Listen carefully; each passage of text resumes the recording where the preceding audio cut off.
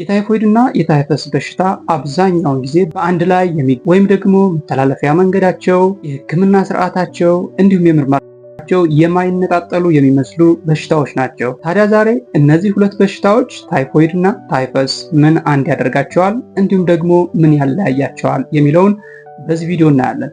ይህን ቪዲዮ እስከ መጨረሻው ከተመለከታችሁት የታይፎይድ በሽታና የታይፈስ በሽታ ምን ያለያያቸዋል የሚለውን እንዲሁም ደግሞ አንድ ሰው የግድ ታይፈስ አለበት ማለት ታይፎይድም አብሮ ይኖርበታል ወይ፣ እንዲሁም ደግሞ ታይፎይድ አለበት ማለት ታይፈስም አብሮ ይኖርበታል ወይ የሚለውን ጥያቄ የሚመለስላችሁ ይሆናል። ስለ ታይፎይድ እና ስለ ታይፈስ ልዩነትና አንድነት በቂ ግንዛቤ ይኖራቸዋል ማለት ነው። ሳብስክራይብ በማድረግ እንዲሁም ደግሞ ሼር በማድረግ ይህ ቪዲዮ ከብዙዎች ጋር እንዲደርስ እንድታደርጉ በትህትና ጠይቃችኋለሁ። አዲስ ለሆናችሁ መኳንንት አለሙ እባላለሁ። የህብረተሰብ ጤና ስፔሻሊስት ነኝ። እነዚህ በሽታዎች አንድነታቸውና ልዩነታቸውን ለመረዳት የሚጠቅሙን ነገሮችን አንድ ባንድ የምናይ ይሆናል ማለት ነው። የታይፎይድ እና የታይፈስ የስርጭት አድማሳቸውን ማየት ያስፈልጋል።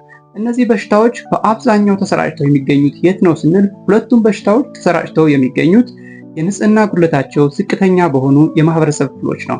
ስለዚህ እነዚህ በሽታዎች የንጽህና ጉድለቱ ዝቅተኛ በሆነ የማህበረሰብ አካባቢ አብረው የመገኘት እድል ሊኖራቸው ይችላል ማለት ነው። ነገር ግን ሁሌም አብረው ይኖራሉ ማለት አይደለም። የሚለያያቸው ነገር ደግሞ የታይፎይድ በሽታ በዋናነት ስርጭቱ ከፍተኛ የሚሆነው የመጸዳጃ ቤት ሽፋኑ ዝቅተኛ የሆነ፣ ከዚህ በተጨማሪ ደግሞ የንጹህ ውሃ አቅርቦት ዝቅተኛ በሆነበት የማህበረሰብ አካባቢ የታይፎይድ በሽታ የስርጭት አድማሱ ከፍተኛ ይሆናል ማለት ነው። የታይፈስን በሽታ ደግሞ የስርጭት አድማስ በምናይበት ጊዜ አብዛኛውን ጊዜ ይህ የታይፈስ በሽታ የሚከሰተው የግል ንጽህና ጉድለት ያለባቸው የማህበረሰብ ክፍሎች፣ በተለይ ደግሞ በጎዳና አካባቢ የሚኖሩ የጎዳና ነዋሪዎች፣ በተፈናቃዮች አካባቢ የግል ንጽህና የመጠበቅ አስቻይ ሁኔታዎች ስለማይሟሉ፣ እንዲሁም ደግሞ በጠባብ መኖሪያ ቤት በብዛት ተሰባስበው የሚኖሩ የማህበረሰብ ክፍሎች ዘንድ ይህ የታይፈስ በሽታ ስርጭቱ ከፍ ያለ ይሆናል ማለት። ታዲያ ይህ በሽታ የሚያመጡት ነገሮችስ ይለያያሉ ወይስ አንድ ናቸው የሚለውን ደግሞ በምናይበት ጊዜ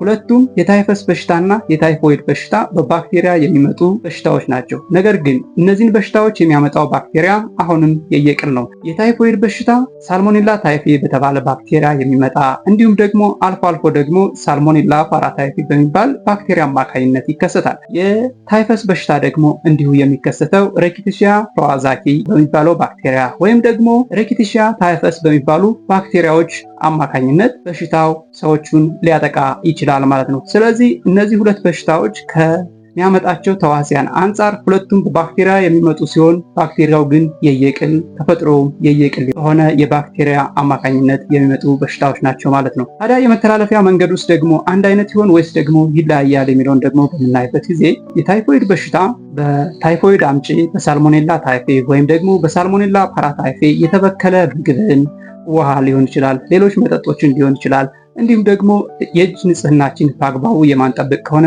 በዚያ አማካኝነት የታይፎይድ በሽታ ከታመመ ሰው ወደ ጤነኛ ሰው የሚተላለፍ ሲሆን የታይፈስ በሽታ ደግሞ ታመመ ወደ ጤናማ ሰው የሚያስተላልፈው ቅማል ወይም ደግሞ ቁንጫ አማካኝነት ይተላለፋል ማለት ነው። ስለዚህ እነዚህ በሽታዎች የመተላለፊያ መንገዳቸው ይለያያል ማለት ነው። እነዚህ የመተላለፊያ መንገዶች ደግሞ በአንድ ሰው ላይ በጋራ ሊኖሩ ይችላሉ ወይም ደግሞ የአንዱ በሽታ መተላለፊያ ብቻ አመቺ ሁኔታዎች በአንድ ሰው ላይ ሊገኙ ይችላሉ ማለት ነው።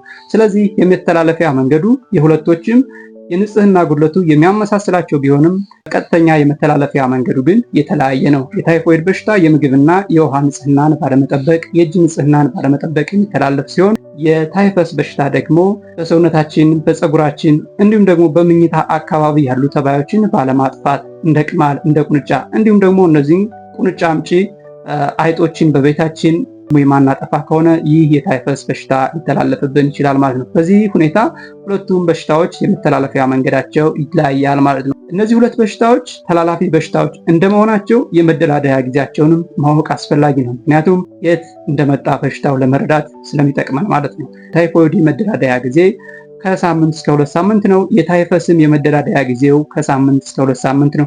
ይህ የመደላደያ ጊዜ እንደ ሁኔታዎች ሊረዝም ሊያጥር ይችላል። ይህንን ለመረዳት በታይፎይድ እንዲሁም ደግሞ ስለ ታይፈስ የራሳቸውን ሰፋ ያለ ቪዲዮ የሰራው ስላለ እሱን ወደ ኋላ ሄዳችሁ መመልከት ትችላላችሁ። ሌላው እነዚህን በሽታዎች ተመሳሳይ የሚያደርጋቸው ደግሞ ሁለቱም በሽታዎች በጋራ እንዲታከሙ የሚያደርጋቸው መሰረታዊ የሆነው ነገር በሽታዎች የሚያሳዩት ምልክት ኦልሞስት ተመሳሳይ፣ ለመለየት የሚያስቸግር አይነት ቢሆንም የተወሰነ የሚለያያቸው ነገር አለ። ታዲያ እነዚህ በሽታዎች ሁለቱም የወል የበሽታ ምልክቶችን የሚያሳዩ በሽታዎች ናቸው ማለት ነው። የወል የበሽታ ምልክት ማለት ለታይፎይድ ብቻ የተቀመጠ ታይፎይድ ብቻ ነው የሚያሳየው የምንለው ታይፎይድን ብቻ ወይም ደግሞ ታይፈስን ብቻ ገላጭ የሆነ የበሽታ ምልክት የለም ማለት ነው። እነዚህ በሽታዎች ብዙ በሽታዎች ከሚያሳዩቸው ምልክቶች ጋር ተመሳሳይ የሆኑ የበሽታ ምልክቶችን ያሳዩናል ማለት ነው። ስለዚህ በዝርዝር በምናይበት ጊዜ አንድ ሰው ታይፈስ ወይም ደግሞ ታይፎይድ አለበት ለመባል የግድ ከፍተኛ ሙቀት ሊኖረው ይገባል። የሙቀቱ ባህሪና አመጣጥ ግን የተለያየ ሊሆን ይችላል። በተለይ የታይፎይድ በሽታ የሙቀት ባህሪው ዝግ እያለ የሚጨምር የሙቀት አይነት ሲኖረው የታይፈስ የሙቀት ሁኔታ ደግሞ አንድ ጊዜ በከፍተኛ ሁኔታ የሚጨምር የሙቀት ወይም ደግሞ ትኩሳትን የማምጣት ባህሪ ያለው።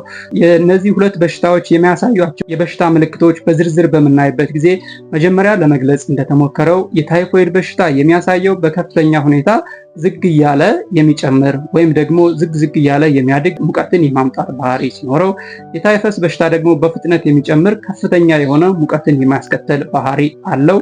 ከዚህ በተጨማሪ ደግሞ በዋናነት የታይፎይድ በሽታ ሆድ ህመምን የማስከተል ባህሪ አለው። ከዚህም ባለፈ ደግሞ እንዲሁም ደግሞ ተቅማጥንም ሆድ ድርቀትንም ከሰቱ ይችላሉ ማለት ነው። ከዚህም በተጨማሪ የምግብ ፍላጎት መቀነስ፣ ራስ ምታት፣ ሽፍታ፣ የመገጣጠሚያ ህመም፣ የጡንቻ ህመም አይነት እንዲሁም ግራ መጋባት በከፍተኛ ሁኔታ በሽታው ያደገ በሄደ ቁጥር ደግሞ ራስን መሳት ድረስ ሊያደርስ ይችላል ማለት ነው። እንዲሁ በተመሳሳይ የታይፈስ በሽታም የሙቀት ሁኔታው ከፍተኛ ሁኔታ በፍጥነት ከፍተኛ ሙቀት ደረጃ የሚያደርሰን ቢሆንም ከዚያ ባለፈ ግን ከፍተኛ የሆነ ራስ ምታት ይኖረዋል፣ ሽፍታ ይኖረዋል፣ የመገጣጠሚያ ህመም ይኖረዋል፣ የጡንቻ ህመም ይኖረዋል፣ ግራ መጋባት ይኖረዋል፣ ራስን መሳት ሊኖረው ይችላል።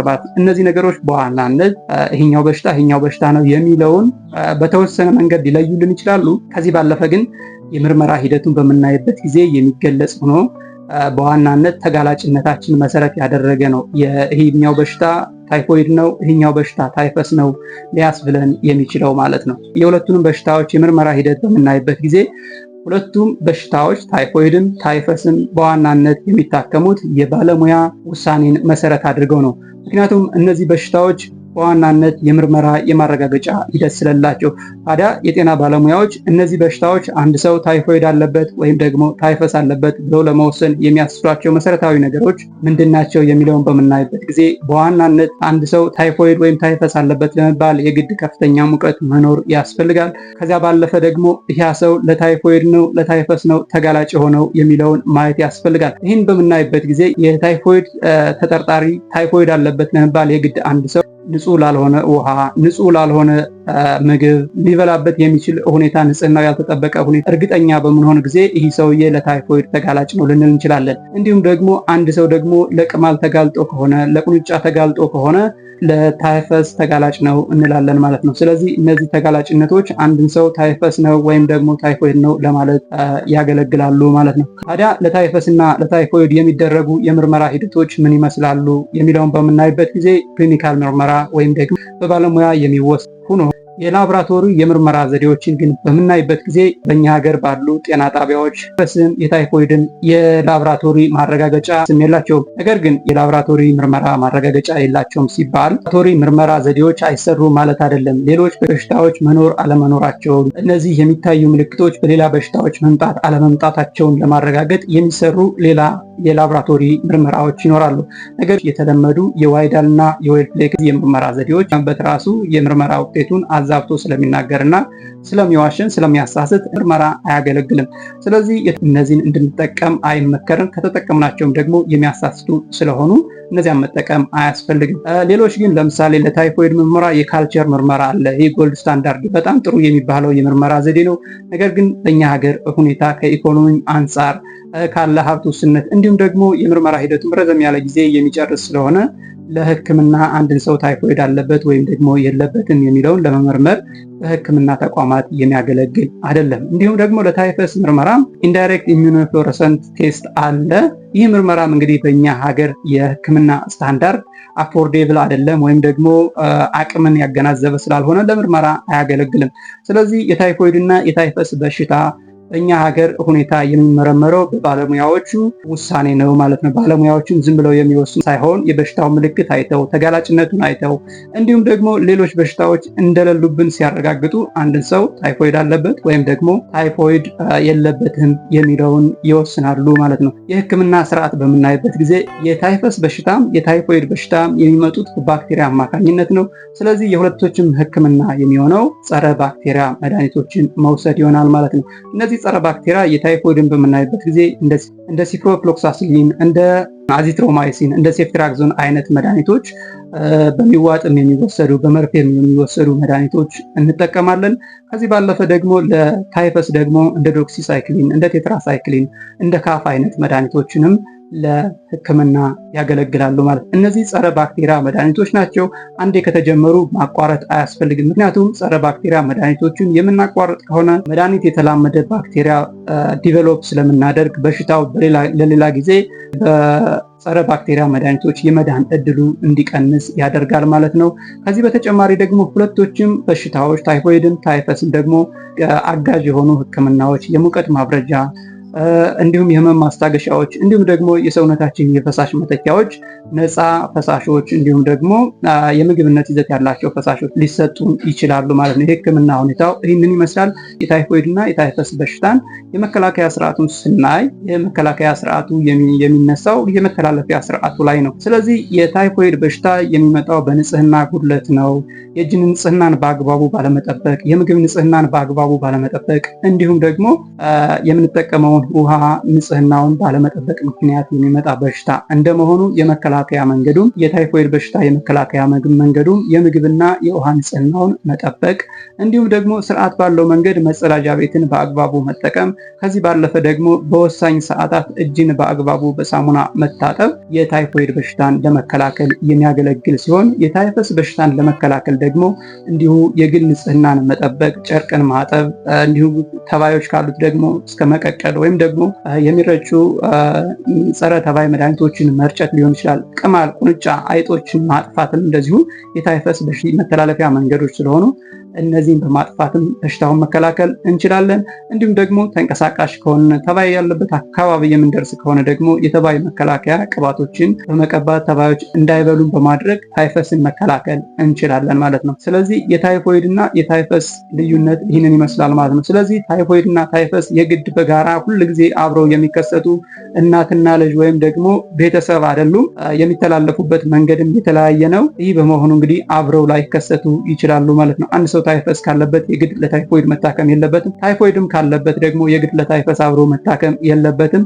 ነገር ግን እነዚህ በሽታዎች እንደ ሁኔታዎች አብረውም የሚከሰቱበት ሁኔታ ይኖራል ማለት ነው። ስለዚህ ተጋላጭነታችን በግልጽ ከባለሙያ ጋር በማውራት ለየትኛው በሽታ በደንብ ተጋላጭ እንደሆነ በመለየት ትክክለኛ ለሆነው በሽታ መታከም ይኖርብናል። ከባለሙያዎች ጋር መግባባት ያስፈልገናል። ከዛ በተጨማሪ ደግሞ የዋይዳልና ሪፍሌክስ ቴስቶች አሳሳች ስለሆኑ እነዚያ ምርመራዎችን እንዳይደረጉልን ከባለሙያዎች ጋር መነጋገር ይጠይቀናል ማለት ነው። የዛሬው ፕሮግራማችን ይህንን ይመስላል። አብራችሁ ስለቆያችሁ እጅግ አድርጌ አመሰግናለሁ። አሁንም ሳብስክራይብ ማድረጋችሁን እንዳትረሱ።